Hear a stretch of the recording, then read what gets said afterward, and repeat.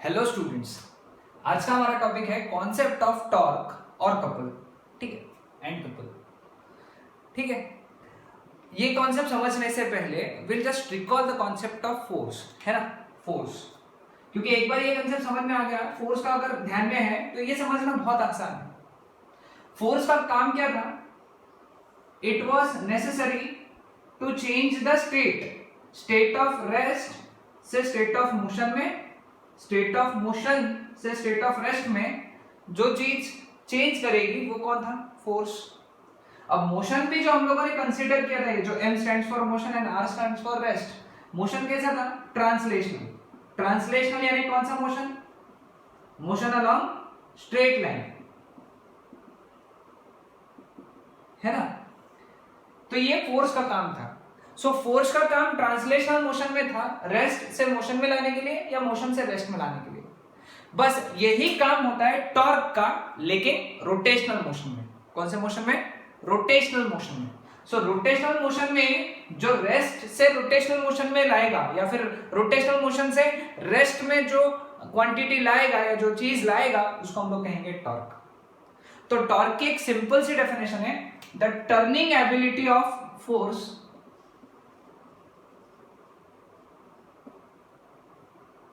the turning ability of force about a point or axis is nothing but torque, है ना। Force तो रहेगा ही यहाँ पे, ऐसा नहीं कि फोर्स नहीं रहेगा, फोर्स रहेगा, लेकिन इस बार फोर्स क्या करेगा? बॉडी को रोटेट करने का कोशिश करेगा। ओके, लेकिन एक बात ध्यान में रखना, always torque is defined about A point और अबाउट एन एक्सिस, है ना। कोई भी पॉइंट या एक्सिस के अबाउट डिफाइन होता है टॉर्क। पॉइंट जरूरी है, ठीक है। हम लोग पढ़ेंगे क्या है कंसेप्ट। ओके, अभी टॉर्क को और कंसेप्ट क्लियर करने के लिए सिचुएशन देखो।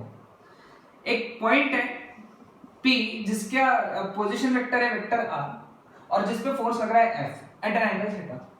ठीक है, अब ये फोर्स के दो कंपोनेंट रहेंगे। एक कंपोनेंट रहेगा अलोंग द पोजीशन वेक्टर जिसको हम लोग बोलेंगे F cos थीटा, और एक रहेगा परपेंडिकुलर टू पोजीशन वेक्टर जिसको हम लोग बोलेंगे F sin थीटा। ठीक है, तो ये दो कंपोनेंट हो गए फोर्स के। अब मुझे एक बात बताओ, सीधा सीधा समझ में आ रहा है कि अगर ये पॉइंट को रोटेट करना है, क्या करना है? रोटेट करना है, तो काम में कौन आ रहा है? F sin theta. F sin theta ही तो उसको इधर खींच रहा है ना। अब ये पॉइंट के अबाउट फिक्स है, तो अगर तुम इसको इधर खींचोगे तो ये ऐसा जाएगा, है कि नहीं। तो F sin theta is responsible for producing turning effect and F cos theta is not responsible for producing turning effect. So therefore torque is defined as R मतलब position vector into F sin theta. This is first definition of torque. Second definition पे भी आएंगे हम लोग, ध्यान में रखना है। Okay, torque is R into F sin theta. What was F sin theta? F sin theta was that component of force which was responsible for turning effect. F sin theta वो component था force का जो turning effect के लिए responsible था, F cos theta नहीं था। In vector form, since torque is a vector quantity,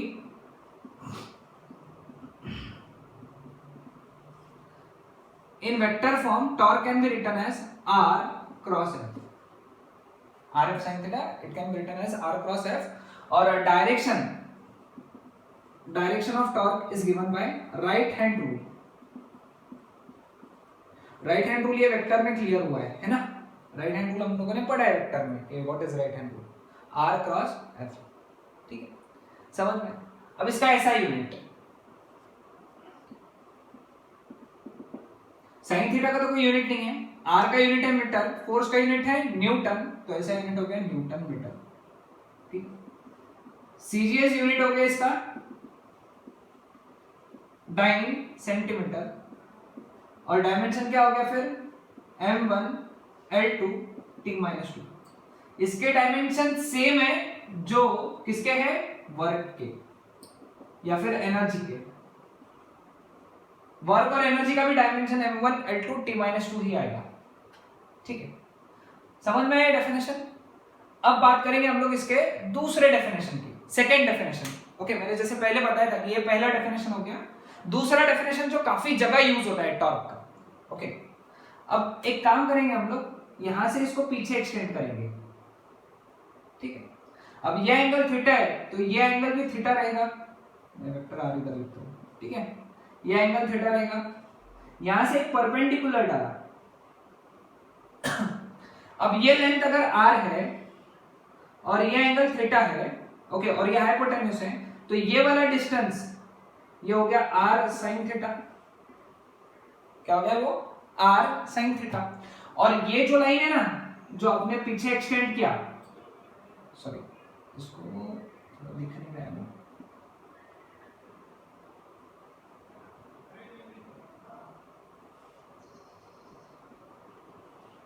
ठीक है आर साइन थीटा, ये जो लाइन है ना जिसको तुमने फोर्स को पीछे एक्सटेंड किया था that is known as line of action of force, क्या कहेंगे इसको, line of action of force. So now second definition is this equation can be rewritten as, उसको वापस से कैसे लिख सकते हैं हम लोग, F into R sine theta, okay. अब आर साइन थीटा क्या है, आर साइन थीटा को हम लोग क्या कहेंगे, R sine theta is perpendicular distance to the line of action of force, ये लिख सकते हैं हम लोग आर साइन थीटा को। So torque can also be defined as product of force and perpendicular distance from that point to the line of action of force. मैंने line of action of force को perpendicular distance, उसको perpendicular डालना है और वो निकालना है, that is R sine theta. समझ में है, ये वाला डेफिनेशन बहुत बार यूज होता है। अब ये दोनों केस में हम लोगों ने टॉर्क अबाउट पॉइंट ओ निकाला था, ठीक है, हम लोगों ने टॉर्क अबाउट पॉइंट ओ निकाला था, ओ पॉइंट के अबाउट निकाला था, ओके तो ये ध्यान में रहेगा सबको, क्लियर है। तो टॉर्क का ये फॉर्मूला हो गया, ये फॉर्मूला पहला है, it is distance into component of force which is producing turning effect, force into perpendicular distance to the line of action of force, ठीक है। now next concept पे आते बच्चों, ओके इस टॉर्क के, सपोज हमारे पास में रेडियस पोजीशन वेक्टर दिया है X I cap plus Y J cap plus Z K cap, और जो फोर्स लग रहा है वेक्टर क्वांटिटी इसलिए F X I cap plus F Y J cap plus F Z K cap, तो in that case torque can be written as determinant I cap J cap K cap X Y Z F X F Y F Z. Simple सा determinant है, इसको solve कर सकते हैं। अगर जिनको solve नहीं करना आ रहा है अभी भी, तो मेरा डिटर्मिनेंट वाला लेक्चर है मैथमेटिकल टूल्स प्लेलिस्ट में, डिटर्मिनेंट वाला लेक्चर है, उसमें मैंने सिखाया है कि ये डिटर्मिनेंट कैसे सॉल्व करना है। वैसे तो जनरली ये लेवल तक आ ही जाते हैं, बट अगर नहीं आ रहा है तो आप वो लेक्चर देख के क्लियर कर सकते हो।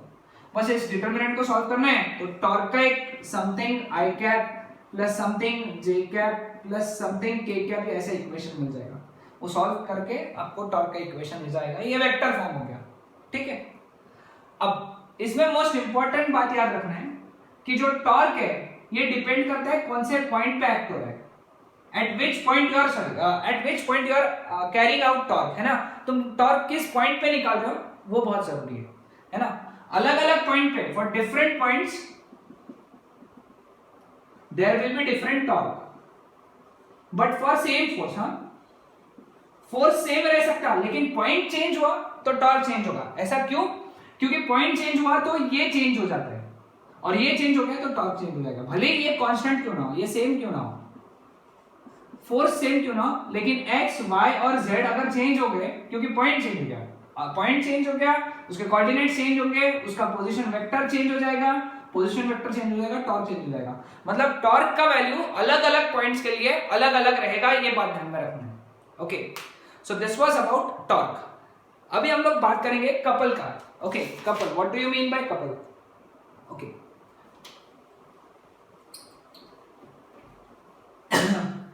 So couple is defined as, okay, pair of force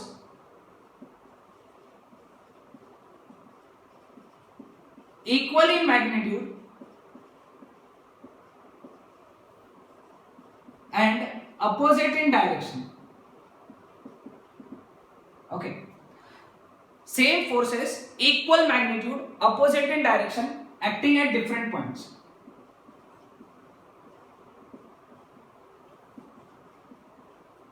okay जैसे फॉर एग्जांपल ये दो पॉइंट्स हैं ए एंड बी, इस पे एफ फोर्स नीचे लग रहा है, इस पे एफ फोर्स ऊपर लग रहा है और डिस्टेंस है आर।